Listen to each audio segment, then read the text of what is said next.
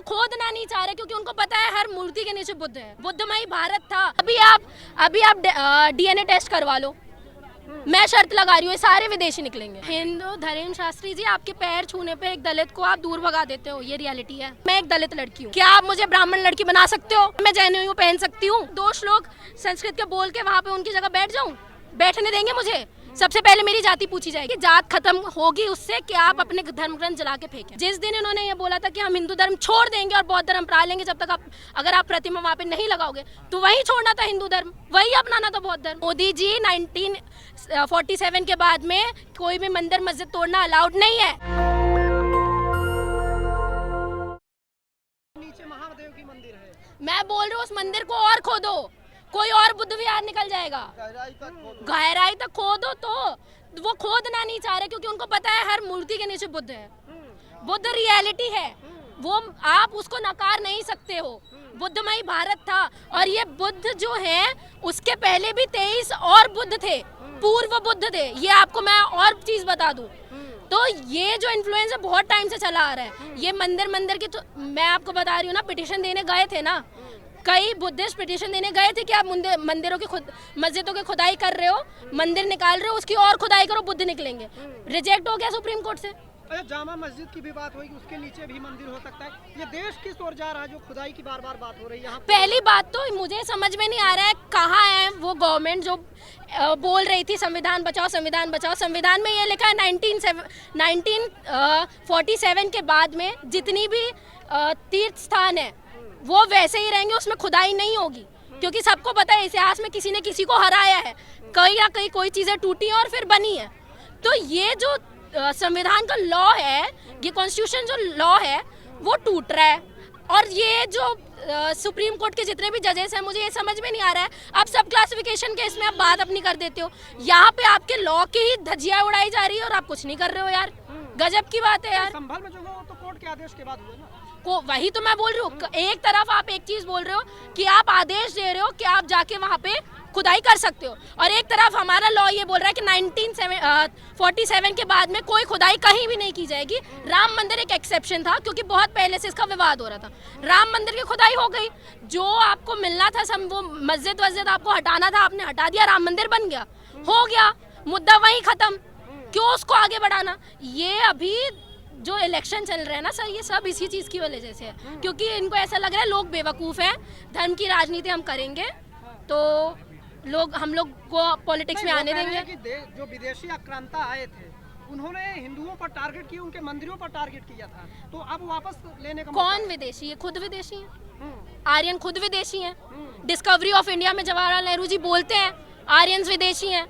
हाँ, अभी आप डीएनए टेस्ट करवा लो, मैं शर्त लगा रही हूँ सारे विदेशी निकलेंगे। गजब की बात करते हो। इनके कोई और आके लोग हिंदू के टेंपल तोड़ रहे हैं, इनको इतना बुरा लग रहा है। तुम आके हमारे धरती पे तुम लोग ने इतने बुद्ध विहार तोड़िए, तब तुम्हें दुख नहीं हुआ? तुम बोलते हो मुस्लिमों ने तोड़ दिए, भाई तुमने भी हमारे बुद्ध विहार तोड़े हैं, और ये रियलिटी है। मैं अभी भी बोल रही हूँ यहाँ पे सबके सामने, इतने लोगों के सामने, अगर उस टेंपल के नीचे बुद्ध विहार ना निकले तो फिर आप देख लेना, मैं आपको यहीं मिलूंगी, मैं कहीं नहीं जाने। अच्छा, आप लोगों के जो आलोचक हैं वो कहते हैं कि आप लोग देश को जात पात में बांट रहे हो, जातिगत जनगणना की बात करते हो। बागेश्वर धाम के जो हैं धीरेन्द्र शास्त्री, वो देश में हिंदू एकता यात्रा निकाल रहे हैं कि सब हिंदू एक रहोगे तो सिर्फ रहोगे, उस पर क्या कहना है? हिंदू धर्म शास्त्री जी, आपके पैर छूने पे एक दलित को आप दूर भगा देते हो, ये रियलिटी है। आप कौन सी इक्वालिटी लाने की बात कर रहे हो? हिंदू राष्ट्र बना रहे हो। हिंदू क्या, मैंने अभी बोला ना, मैं एक दलित लड़की हूँ, ठीक है? क्या आप मुझे ब्राह्मण लड़की बना सकते हो? इक्वालिटी ला सकते हो? क्या मैं जनेऊ पहन सकती हूँ? क्या ये मुझे अपॉर्चुनिटीज मिलेंगी? क्या मुझे धन मिलेगा? क्या मुझे लैंड मिलेगा जितना आपके पास में है? ये कैपिटलिज्म आज के दौर पर जो कैपिटलिज्म चल रहा है ना, तो मंदिर में पुजारी बनाए जा रहे हैं, हर वर्ग के बनाए जा रहे हैं, ऐसा है, पेपर में आया भी है कई बार। मुझे दिखाओ कौन से धर्म में, मुझे दिखाओ कहाँ पे योग्यता होनी चाहिए ना। कौन सी योग्यता? श्लोक हम भी रट सकते हैं, उनसे पूछ लेंगे जाके कि आप इस श्लोक का मतलब बताएं, उनको वो नहीं पता होगा। मैं भी आज एक पैराग्राफ रटने के लिए किसी बच्चे को भी दे दो ना तो वो रट लेता है सर, वो रट के वहाँ पे बस बोल रहे हैं। मेरे को भी आप बोलोगे ना, मैं अभी 2 श्लोक संस्कृत के बोल के वहाँ पे उनकी जगह बैठ जाऊँ? बैठने देंगे मुझे? सबसे पहले मेरी जाति पूछी जाएगी, ये रियलिटी है। जाति जो है वो कभी नहीं जाती है। और भारत में ये मैं आपको बता दूं, ये कम्युनलिज्म भी यहाँ पे नहीं चलने वाला है, मार्क्सवादी चीज़ें भी यहाँ पे नहीं चलने वाली हैं। ये कैपिटलिस्ट सोसाइटी नहीं है। भारत में जात एक ऐसी चीज़ है जिसको मुद्दा लेके आपको अपनी हर चीज़ करनी पड़ेगी। और अगर आपको जातों को ख़त्म करना है, अगर आपको रिजर्वेशन को, ये जो लोग बोलते हैं रिजर्वेशन ख़त्म करो, रिजर्वेशन सही नहीं है, अगर आपको ये सारी चीज़ें ख़त्म करनी तो आपको जात ख़त्म करनी पड़ेगी। जात ख़त्म होगी उससे कि आप अपने धर्म ग्रंथ जला के फेंकें। आरएसएस तो जाति को दूर करने की बात कर रहा है। वो कहता है कि हम जब जो संघ के लोग हैं एक दूसरे का टाइटल यूज नहीं करते, कोई किसी का टाइटल नहीं पूछता है। आरएसएस कौन सी शाखा है? आरएसएस देश के लिए क्या कर रहा है, मुझे ये बताइए। वो तो क्या कह रहा है कि हम देश के विकास के लिए। अरे उनसे तिरंगा अपनाया नहीं क्या बाद में जाके? अभी तो उन्होंने तिरंगा अपनाया है, ये देशवादी बातें करेंगे।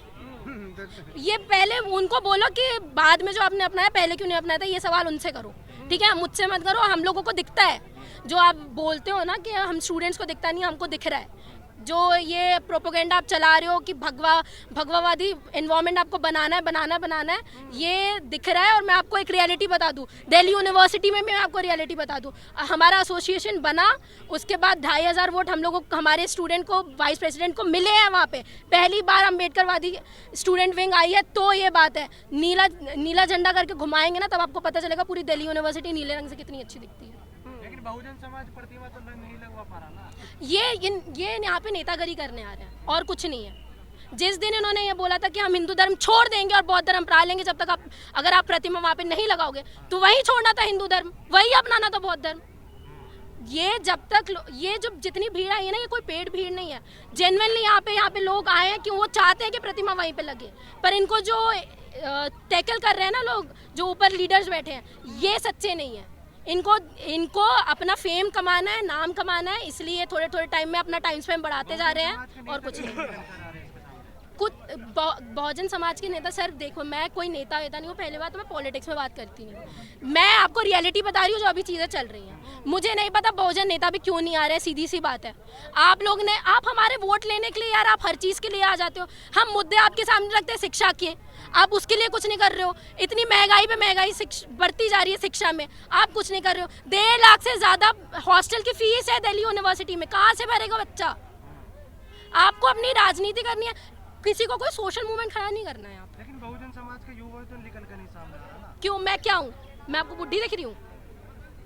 मेरी उम्र क्या आपको बुढ़ी दिख रही है क्या? युवा कहाँ पर है सर, आप नहीं, मैं आपको बता रही हूँ, यही तो है ना। हम लोग जो बोलने वाले लोग होते हैं ना, वो आते हैं, थोड़ा बहुत बोलते हैं, पर मौके हम लोगों को मिलते नहीं हैं।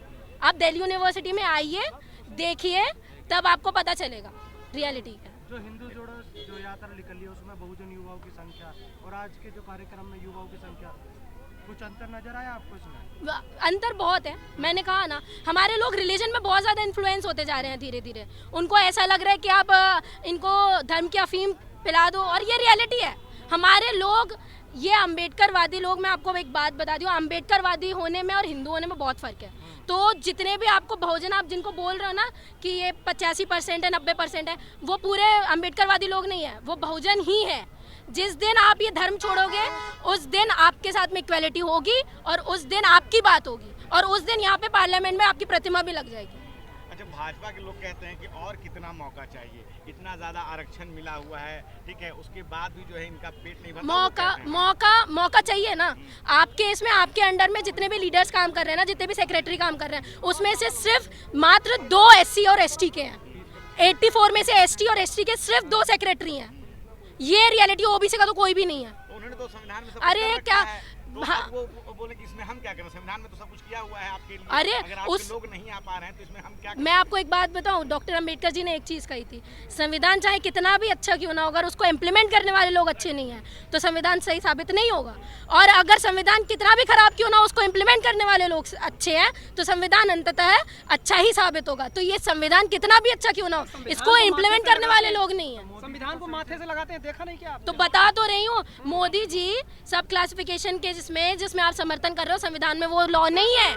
मोदी जी 1947 के बाद में कोई भी मंदिर मस्जिद तोड़ना अलाउड नहीं है, तो ये मत करो, ये संविधान के खिलाफ में है। जिस दिन ये यूथ जाग जाएगा, उस दिन आपको वोट भी नहीं मिलने वाले हैं। नेशनल दस्तक की आपसे गुजारिश है कि अगर इसको बचाना चाहते हैं तो नेशनल दस्तक को सब्सक्राइब करने के लिए रेड कलर के सब्सक्राइब बटन को दबाएं, फिर बेल आइकन की घंटी दबाएं।